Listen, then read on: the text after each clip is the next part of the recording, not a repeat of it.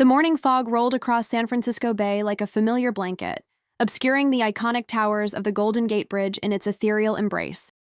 For 34-year-old Sarah Chen, this Tuesday in March 2014 started like any other. She brewed her usual cup of coffee in her cozy one-bedroom apartment on Judah Street in the Sunset District, a neighborhood she had fallen in love with for its quiet residential feel and proximity to Golden Gate Park. The apartment, with its hardwood floors and large windows facing east toward the morning sun, had become her sanctuary after long days working in the city's more chaotic downtown area. Sarah scrolled through her phone while checking the morning news, noting the usual San Francisco stories: another tech company going public, debates over housing development, and the eternal discussion of muni service improvements. She prepared for another day at the nonprofit organization where she worked as a community outreach coordinator, laying out her professional attire carefully on the bed she shared with her rescue cat, Miso, a orange tabby she had adopted from the SPCA 2 years earlier. Sarah had moved to San Francisco 5 years earlier from Portland, drawn by the city's progressive energy and endless opportunities for someone passionate about social justice. The transition hadn't been easy. The cost of living was significantly higher than Portland, and finding affordable housing had required months of searching and compromise.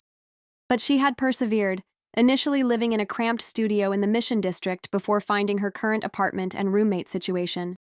Her colleagues at the Bay Area Community Foundation described her as dedicated, optimistic, and someone who genuinely cared about making a difference in people's lives.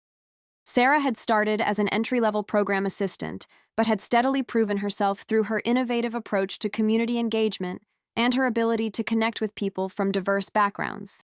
She spoke fluent Mandarin, which had proven invaluable in her work with San Francisco's large Chinese-American community, and had been taking evening Spanish classes to better serve Latino families in the program she managed. She had recently been promoted to senior coordinator and was excited about launching a new program to help homeless veterans transition into stable housing. The program represented everything Sarah was passionate about: addressing systemic inequality, providing direct assistance to vulnerable populations, and working collaboratively with other organizations to create lasting change. She had spent weeks preparing grant applications and partnership agreements, staying late at the office most nights to ensure every detail was perfect. Her daily routine was predictable in the way that brought comfort to those who knew her well. Sarah would leave her apartment on Judah Street at exactly 7:45 in the morning, walking the same route past the corner market run by the elderly Korean couple who always greeted her with warm smiles, past the small playground where neighborhood children played before school, and toward the N Judah station. She would take the N Judah line downtown, usually finding a seat near the window where she could watch the city wake up during the 25-minute journey to her office in the financial district, arriving by 8:30. The commute had become a meditative part of her day. Sarah would often use the time to review her schedule, respond to emails, or simply observe her fellow passengers: the construction workers heading to job sites, the office workers clutching their coffee cups, the students from UCSF making their way to classes. She had developed a particular fondness for an elderly Chinese woman who boarded at the Irving station each morning, always carrying a small thermos of tea and a newspaper she would read through wire-rimmed glasses remarkably similar to Sarah's own. Sarah was never late, never missed meetings, and always called if her plans changed. A reliability that had earned her the respect of colleagues and the trust of the community members she served. Her supervisor often joked that you could set your watch by Sarah's arrival time, and indeed, the office security guard had grown accustomed to seeing her badge swipe at exactly 8:28 each morning. Her younger brother Marcus, who lived in Oakland and worked as a software engineer at a rapidly growing tech startup, spoke with her every Sunday evening without fail. These conversations, which typically lasted an hour or more, covered everything from their parents' latest news in Oregon, to Marcus's dating life, to Sarah's adventures exploring the Bay Area. They would often debate politics, share recommendations for restaurants and hiking trails, and check in on each other's emotional well-being with the care that characterized their close sibling relationship. Her parents in Oregon, retired teachers who had instilled in both their children a strong sense of social responsibility, received regular updates about her life, her work, and her weekend adventures exploring the Bay Area. Sarah made it a point to call them every Wednesday evening, and they visited San Francisco twice a year, once in the summer for Sarah's birthday, and again during the winter holidays. They were enormously proud of the work she was doing and had established a small scholarship fund at their former school district in honor of Sarah's commitment to helping others. On this particular Tuesday morning, Sarah's roommate Jessica Martinez noticed nothing unusual about her behavior. Jessica, a graphic designer who worked primarily with tech startups and kept irregular hours, had been sharing the apartment with Sarah for 18 months. They had met through a Craigslist ad, but their roommate relationship had evolved into a genuine friendship built on mutual respect, shared progressive values, and compatible living habits. Sarah had mentioned the night before that she planned to work late on grant applications for the Veterans Housing Program and might grab dinner near the office rather than coming home. She was particularly excited about a potential partnership with a local construction training program that could provide job skills to veterans while they transitioned into permanent housing. The program represented an innovative approach that could serve as a model for other cities, and Sarah had been working tirelessly to secure the funding necessary to launch a pilot project. She packed her usual lunch in the small insulated bag she had brought from Portland: a turkey sandwich on whole wheat bread, an apple from the farmer's market they had visited together on Saturday, and a thermos of green tea that filled the apartment with its aromatic scent each morning. Sarah kissed Jessica goodbye on the cheek as she always did, grabbed her navy blue peacoat from the hook by the door, and headed out into the cool San Francisco morning where the fog was just beginning to lift from the residential streets of the Sunset District. If you enjoy real mysteries like this one, please subscribe to our channel and hit the notification bell so you don't miss any cases. What happened next would perplex investigators, devastate a family, and create one of the most enduring unsolved mysteries in San Francisco's recent history. Sarah Chen never arrived at work that Tuesday morning. She never made it to her office in the financial district. In fact, according to transit records and security footage that would later be analyzed frame by frame, Sarah Chen never even boarded the Judah train. The first sign that something was wrong came when Sarah failed to show up for a 9 o'clock meeting with potential donors from the Morrison Family Foundation. A meeting she had been preparing for weeks, and one that could determine the future of the Veterans Housing Program. Sarah had spent the previous Friday creating a detailed presentation, complete with demographic data, budget projections, and testimonials from veterans who had successfully transitioned out of homelessness through similar programs in other cities. Her supervisor, Linda Rodriguez, a seasoned nonprofit administrator who had worked in social services for over 15 years, initially assumed Sarah was stuck in traffic or dealing with transit delays, both common occurrences in San Francisco's increasingly congested transportation system. The Judah line was notorious for mechanical problems and service disruptions, and Linda had learned not to panic when employees were occasionally delayed by Muni issues. But when 10 o'clock came and went with no word from Sarah, Linda began making calls. This wasn't just unusual, it was unprecedented in the 3 years Sarah had worked at the foundation. Linda tried Sarah's desk phone first, then her cell phone, then her personal email account. Each attempt yielded the same result: silence. Sarah's cell phone went straight to voicemail. Her personal email remained unanswered. By noon, Linda had contacted Jessica, who confirmed that Sarah had left for work as usual that morning. The roommate's concern was immediate and visceral. She knew Sarah's patterns better than anyone, and disappearing without contact was completely out of character. Jessica rushed to the Judah station where Sarah would have boarded the train, her heart pounding with an anxiety she couldn't fully explain.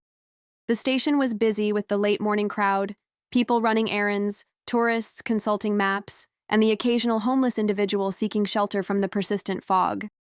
She spoke with regular commuters, many of whom recognized Sarah's photo from Jessica's description of her as the quiet Asian woman with glasses who always carries a green thermos.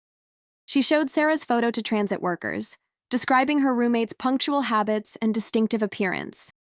The Muni employees were sympathetic but unhelpful. They saw hundreds of passengers each morning, and Tuesday had been particularly busy due to an earlier delay on the line.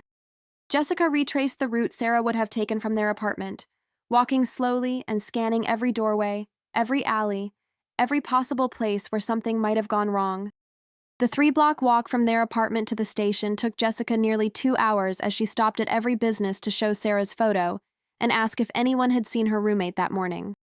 The Korean couple at the corner market, whom Sarah had greeted every day for over a year, confirmed they had seen her walking past at her usual time, but noticed nothing unusual about her behavior or appearance. By Tuesday evening, when Sarah failed to return home and still hadn't contacted anyone, Jessica called the San Francisco Police Department to file a missing person report. The initial response was frustratingly routine. "Adults have the right to disappear," officers explained. and Sarah hadn't been missing long enough to warrant immediate alarm. But Jessica's persistence, combined with testimony from co-workers about Sarah's reliable nature, convinced police to begin preliminary inquiries. Detective Robert Kim of the SFPD Missing Persons Unit took the case Wednesday morning, arriving at the station with 20 years of experience and a reputation for thoroughness that had earned him respect throughout the department.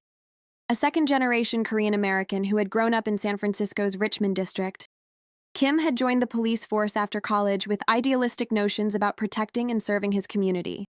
2 decades later, he had seen enough of human nature's darker aspects to be naturally suspicious when someone simply vanished. But he had also learned to approach each case with methodical care rather than assumptions. Kim had seen enough missing person cases to recognize the difference between someone who chose to disappear and someone who vanished involuntarily. Adults who wanted to start new lives typically left digital footprints, ATM withdrawals, credit card purchases, social media activity that gradually faded rather than stopping abruptly. They usually had reasons: failed relationships, financial troubles, legal problems, or mental health crises that provided context for their decision to disappear. Sarah's case immediately raised red flags that distinguished it from voluntary disappearances. Her bank accounts showed no activity after Monday evening, when she had made a modest purchase at a grocery store near her apartment. Her credit cards remained unused, unusual for someone who regularly used them for small purchases and paid off the balance each month. Her car, a reliable but aging Honda Civic she had driven from Portland, sat untouched in the apartment building's garage, accumulating the thin layer of dust that settles on vehicles in San Francisco's foggy climate. The investigation began with the basics, retracing Sarah's last known movements and interviewing everyone who knew her. Security cameras from businesses along Judah Street provided the first crucial piece of evidence. Footage from a corner market showed Sarah walking toward the train station at 7:46 on Tuesday morning, exactly on schedule. She appeared normal, unhurried, checking her phone as she walked. But here the trail went cold. The Judah station, despite being a busy transit hub, had limited camera coverage in 2014. The cameras that did exist showed dozens of commuters boarding trains that morning, but Sarah Chen was not among them. It was as if she had simply vanished somewhere between the corner market and the train platform, a distance of less than 3 blocks. Detective Kim expanded the search area, canvassing every business, every alley, every possible route Sarah might have taken. He interviewed homeless individuals who frequented the area, thinking they might have witnessed something others missed. He checked hospitals, morgues, and Jane Doe reports throughout the Bay Area. Nothing yielded any trace of Sarah Chen. The case took on additional urgency when Marcus Chen arrived from Oakland on Thursday morning, having taken emergency leave from his software engineering position at a startup that was preparing for its initial public offering. Sarah's brother was a methodical and analytical person by nature, traits that had served him well in his technology career but now focused his mind like a laser on finding his missing sister. Marcus was 2 years younger than Sarah but had always felt protective of her, especially after their move to California had separated them from their parents' support system in Oregon.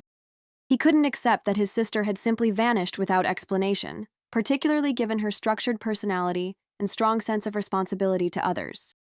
Marcus arrived at the police station carrying a laptop bag filled with printed emails, photographs, and detailed notes about Sarah's life that he had compiled during the sleepless night after learning of her disappearance.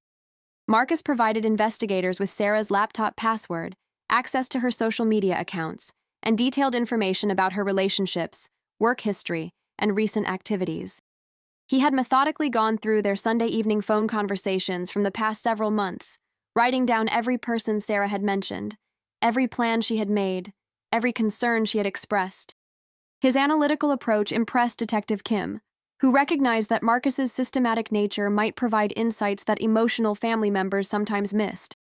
What they found painted a picture of a woman with no apparent enemies, no financial troubles, and no romantic entanglements that might explain her disappearance. Sarah's browser history showed typical searches: work-related research, restaurant reviews, weekend event listings. Her social media posts were cheerful and ordinary, with no indication of distress or unusual concerns. Her text messages revealed nothing more dramatic than coordinating dinner plans with friends and discussing weekend hiking trips. 1 week after Sarah's disappearance, The investigation expanded beyond missing persons to include the possibility of foul play.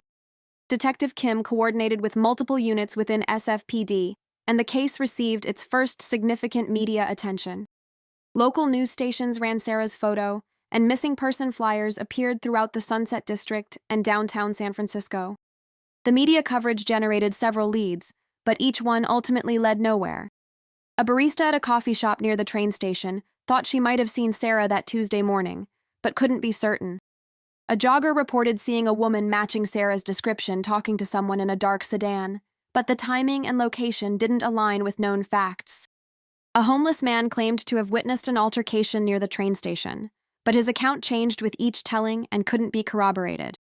3 weeks into the investigation, Detective Kim received a call that would redirect the entire case.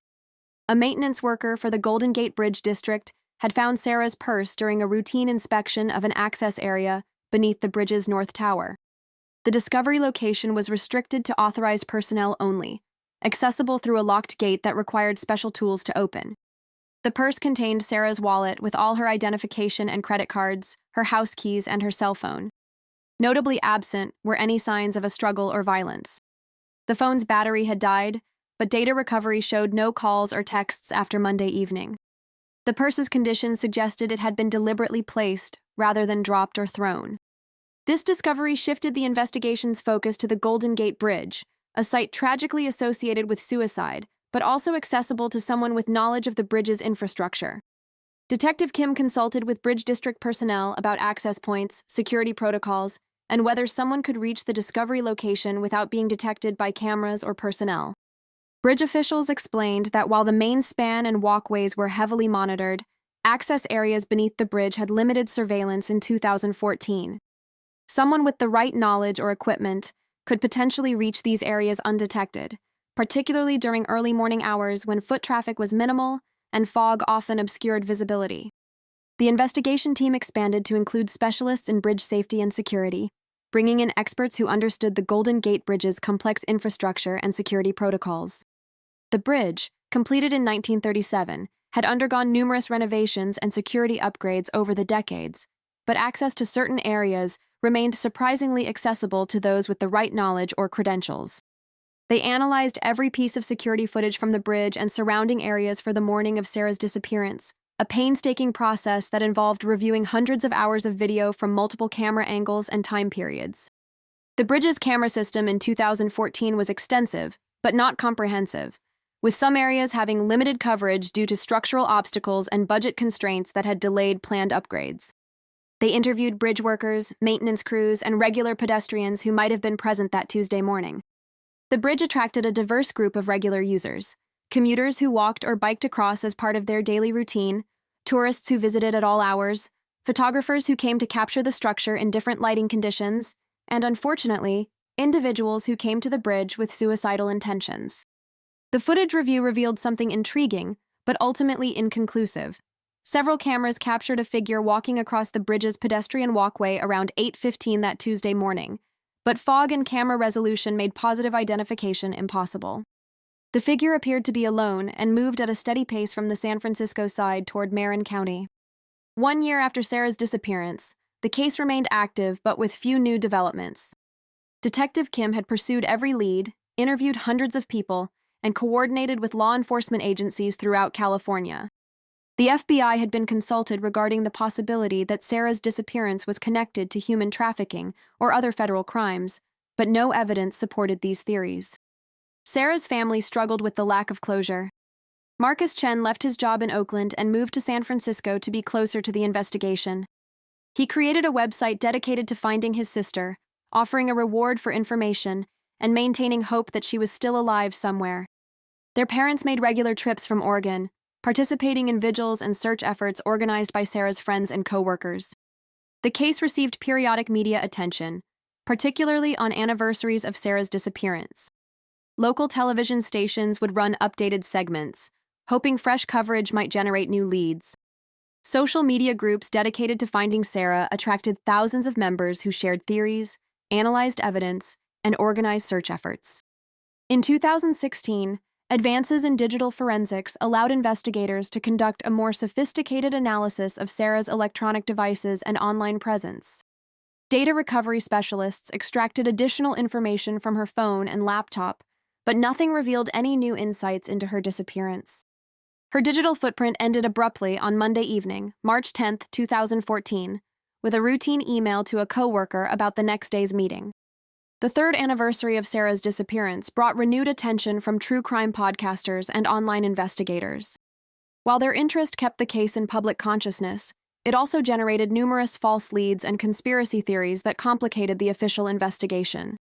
Detective Kim, now approaching retirement, remained committed to solving the case, but acknowledged the challenges posed by amateur sleuths whose theories often lacked factual foundation. Cold case reviews in 2017 and 2019 yielded no new breakthroughs. Advanced DNA testing of evidence from Sarah's purse confirmed only her own genetic material and common environmental contaminants. Enhanced analysis of security footage using newer technology still couldn't provide definitive identification of figures captured on bridge cameras that Tuesday morning. The investigation took a dramatic turn in March 2023, exactly 9 years after Sarah's disappearance. A construction worker named David Martinez was conducting routine maintenance on aging infrastructure beneath the Golden Gate Bridge when he made a discovery that would finally provide answers to the Chen family's agonizing questions. Martinez was inspecting support beams in a restricted access area when he noticed something unusual wedged behind a structural element. Using specialized equipment to reach the location, he discovered what appeared to be human remains wrapped in deteriorated plastic sheeting. The discovery site was approximately 50 yards from where Sarah's purse had been found 9 years earlier. The San Francisco Medical Examiner's Office confirmed that the remains belonged to Sarah Chen. Dental records provided positive identification, finally giving the family the closure they had desperately sought for nearly a decade. However, this discovery also raised new questions about how Sarah had ended up in such an inaccessible location. Dr. Maria Santos, the chief medical examiner, conducted a thorough analysis of the remains and circumstances surrounding their discovery. Her findings indicated that Sarah had died from blunt force trauma to the head, inconsistent with suicide or accidental death. The positioning of the remains and their concealment suggested deliberate placement by another person. The revelation that Sarah Chen had been murdered transformed the case from a missing person investigation into a homicide inquiry. Detective Kim, who had postponed his retirement to see the case through, worked with a new generation of investigators to analyze the evidence in light of this discovery. The construction workers' find also included items that had been with Sarah at the time of her death: a distinctive silver bracelet her brother had given her for her birthday, and fragments of clothing consistent with what she had been wearing on the morning she disappeared. The preservation of these items, protected by the plastic wrapping and the bridge's unique microenvironment, provided investigators with potential DNA evidence that hadn't been available during the original investigation. Advanced forensic analysis revealed foreign DNA on Sarah's clothing, genetic material that belonged to someone not in any existing database. This evidence suggested that Sarah's killer was still unknown to law enforcement and had never been arrested for any crime requiring DNA collection. The investigation team, now led by Detective Lisa Wong, began re-examining every aspect of the original case with the knowledge that they were seeking a murderer rather than trying to understand a disappearance. They revisited witness statements, analyzed the timeline of events, and considered who might have had both the motive and the knowledge necessary to access the bridge's restricted areas. One line of inquiry focused on individuals who would have had legitimate access to the bridge's infrastructure: maintenance workers, security personnel, construction crews, and bridge district employees.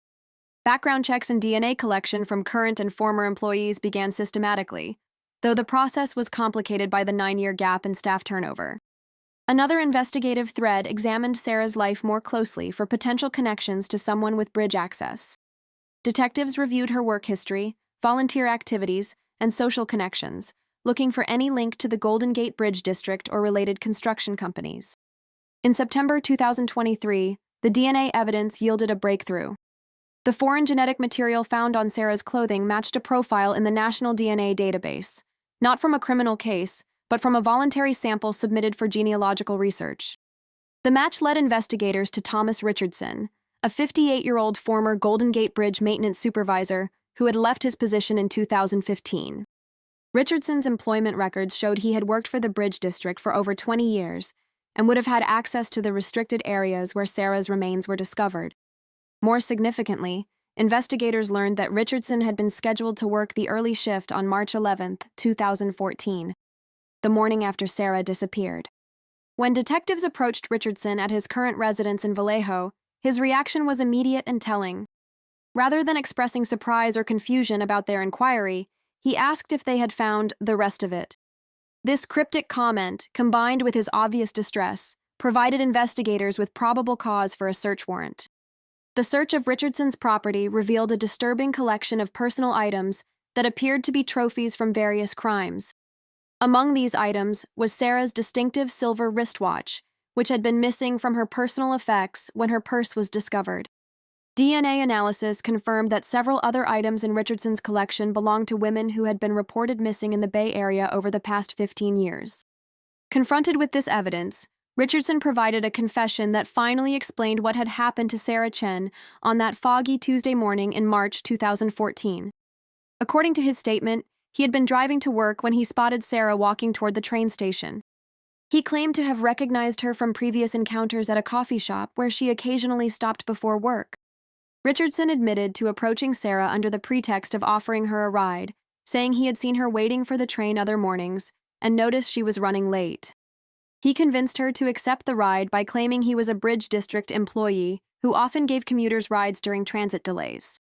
Instead of taking Sarah to her workplace, Richardson drove to a service entrance for the Golden Gate Bridge, where his employee access would allow them to enter without question. He claimed that what happened next was not premeditated, that he had only intended to make Sarah understand how much he cared about her, but that she had threatened to report him to police.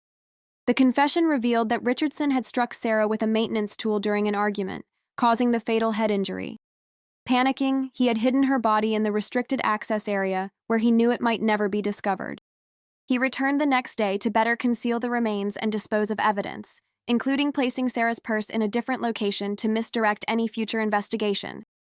Richardson's confession also implicated him in the disappearances of at least 3 other women in the Bay Area between 2007 and 2018. Investigators began working with multiple jurisdictions to identify additional victims and provide closure to other grieving families. In December 2023, Thomas Richardson pleaded guilty to the murder of Sarah Chen and 3 other homicides. He was sentenced to life in prison without the possibility of parole, finally bringing justice for Sarah and the other victims of his crimes. The resolution of Sarah's case provided her family with the answers they had sought for nearly a decade, though those answers brought their own form of pain. Marcus Chen spoke at Richardson's sentencing hearing, describing the 9 years of uncertainty that had consumed his family's lives and expressing gratitude to the investigators who never gave up on finding his sister. The Golden Gate Bridge District implemented enhanced security measures following the case, including additional surveillance cameras in previously unmonitored areas and stricter protocols for employee access to restricted zones. The case also highlighted the importance of persistence in missing person investigations and the potential for new technology to breathe life into cold cases. Detective Kim, who finally retired after Richardson's conviction, reflected on the case as both his greatest professional challenge and most meaningful accomplishment. He emphasized that Sarah's case demonstrated the importance of treating every disappearance seriously from the beginning and maintaining hope even when cases seem impossible to solve. The Sarah Chen case became a study in modern criminal investigation, showing how advances in forensic science, DNA technology, and digital analysis can provide justice even years after a crime occurs. It also served as a reminder that behind every statistic about missing persons is a family whose lives are forever changed by unanswered questions. For the San Francisco community, Sarah's story became a catalyst for discussions about public safety, the vulnerability of routine activities, and the importance of trusting instincts when something feels wrong. Her case led to improved lighting and security measures at several Muni stations and increased awareness about the tactics predators use to gain victims' trust. The nonprofit organization where Sarah worked established a memorial fund in her name, supporting programs that help vulnerable individuals avoid becoming victims of violence. Her colleagues remembered her not as a victim, but as a passionate advocate who had dedicated her life to helping others, a legacy that continued even after her tragic death. Sarah Chen's story reminds us that evil can lurk behind the most ordinary facades, that predators often hide in plain sight among those we trust to keep our communities safe. But it also demonstrates the power of persistence, the importance of never giving up on victims, and the healing that can come from finally learning the truth, no matter how painful that truth might be. The morning fog still rolls across San Francisco Bay, still obscures the Golden Gate Bridge in its ethereal embrace. But now, when people walk across that iconic span or see it rising majestically from the mist, some remember Sarah Chen, a young woman whose life was cut short by violence, but whose story ultimately helped protect others from a predator who might have continued killing for years to come. Justice delayed is not justice denied, and Sarah's case proves that the truth, no matter how long buried, has a way of eventually coming to light. Her family's 9-year journey from devastating loss to painful closure serves as both a tragedy and a testament to the enduring power of love, hope, and the human commitment to seeking justice for those who can no longer speak for themselves.